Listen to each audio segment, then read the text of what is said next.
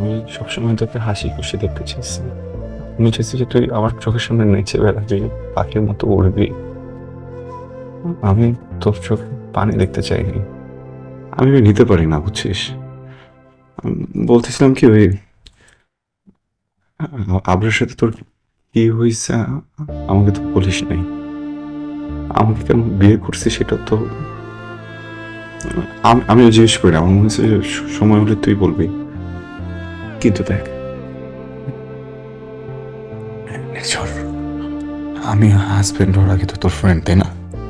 হ্যাঁ, আ- আ- আমি বলতেছি, দেখ, যদি এমন হয় আপনার সাথে তোর যা হয়েছে ওইটা জন্য তুই আপসেট হয়ে আছিস, আর ওর সাথে ঠিক করলে তোর মুখে আবার হাসি ফিরবে, তুই তুই ঠিক থাকবি, আমাকে বল। আমি তোকে আবরের কাছে দিয়ে আসি, বুঝছিস? আমি না এভরিডে তোকে এইভাবে দেখতে পারতেছি না। তুই তো মানুষটা এরকম না, তাই না? হাই, তোর কোনো পার্সোনালিটি নাই? তুই আমাকে বিয়ে করছিস কেন? হ্যাঁ, আপনার কাছে দিয়ে আসা